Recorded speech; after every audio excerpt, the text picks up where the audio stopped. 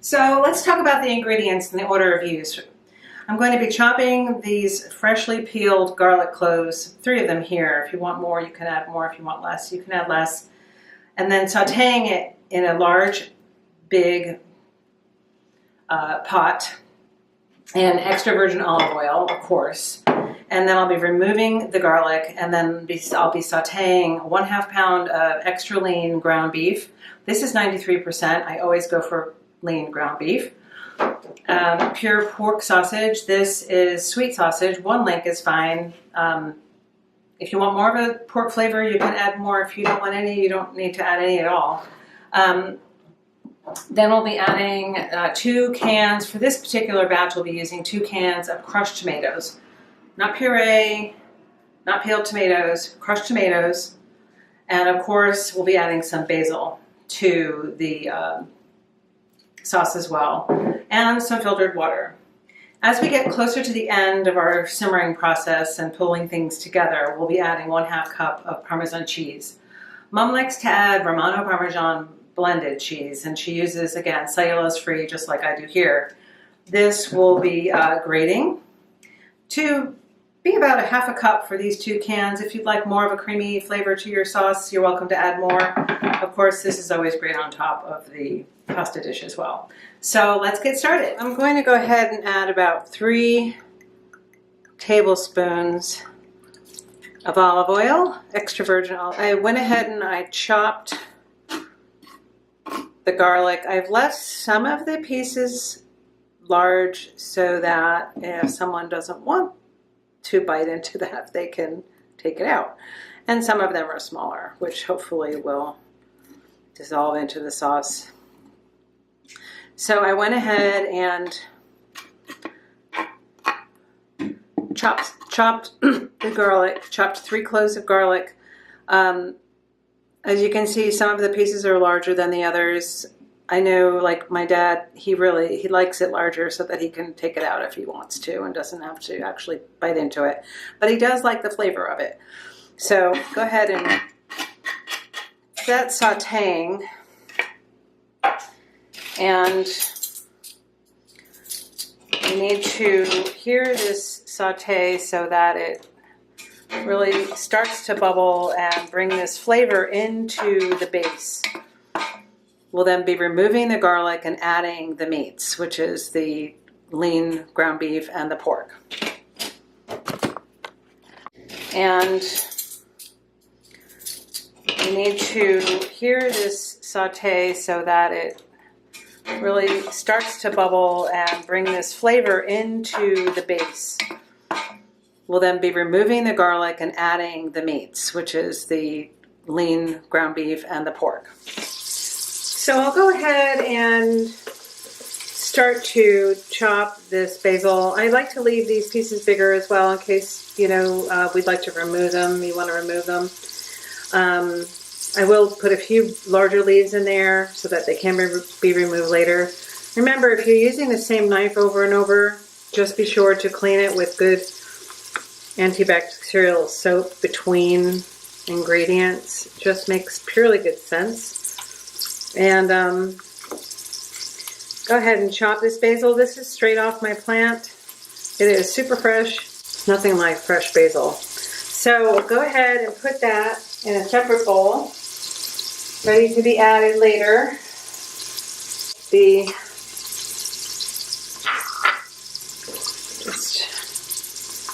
Parmesan cheese grated leaves as well. So here we have our freshly chopped basil. Let's check our pork back here. Poke this to allow some of the water to come out as we're sauteing this. Pork takes longer, so be sure it's well done. So I'm going to go ahead and begin to shred the Parmesan cheese. This is pure Parmesan.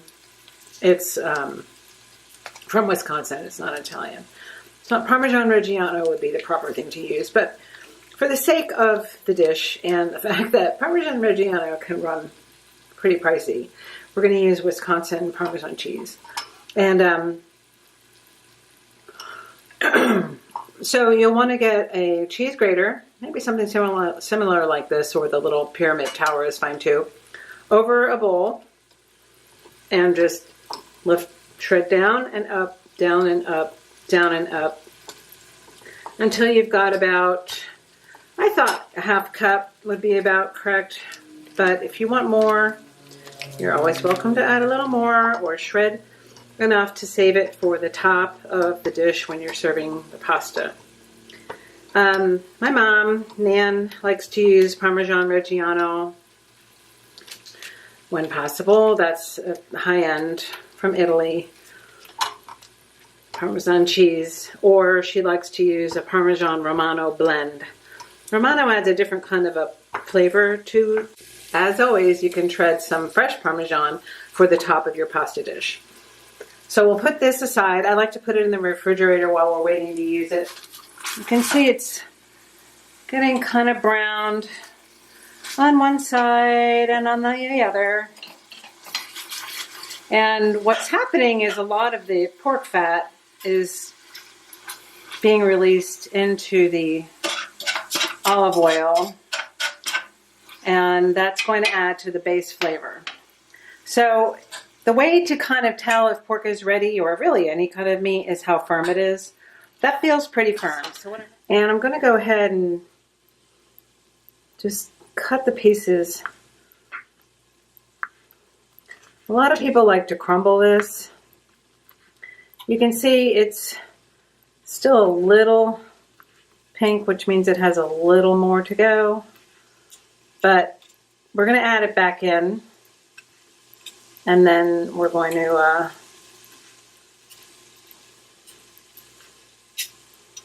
and I like to cut it again so that they're more bite-sized pieces. Maybe even quarter size. Quarter meaning a quarter of a quarter. So if they're quarter size, I'd like them 1/4 of a quarter is how I'd like to see this in the sauce itself. So that it's large enough you can remove it if you'd like. It's from this chopped beef. Now you can add this whole like hamburger type of piece into here. It will disintegrate and come apart as it cooks. Again, the heat is on a 4 level, which is a low medium. Here we have the 2 cans of crushed tomatoes with a half a can of water each, filtered water. Half a cup of Parmesan cheese that is freshly grated, about a cup of fresh basil, a tablespoon of parsley, a teaspoon of oregano, about a half a teaspoon of salt, and about 3 to 4, maybe 5 turns on the pepper mill. We're going to go ahead and put the cover on this for a little bit. Meanwhile, on a medium heat, we've got it simmering, actually on a medium to low heat.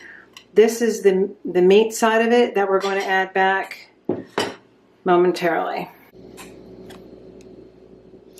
So this has been simmering for about 15 minutes, covered on the stovetop. And I'm going to go ahead and add the meats in to this, which will add to the body of the sauce. It will also help to remove kind of that raw tomatoey taste. Basically now the whole idea is just to simmer it on a low heat, and again season to taste. So you are welcomed to taste it with a spoon. It's obviously still quite raw tasting, and as you see fit to add a few more condiments. I feel like it needs a little more salt, which I'm going to add. Then you can do so. If you want to add more pepper, a little cayenne. You can add a little red wine if you'd like. We don't typically do that, but you're welcome to add a little red wine, which would change the flavor a slight bit.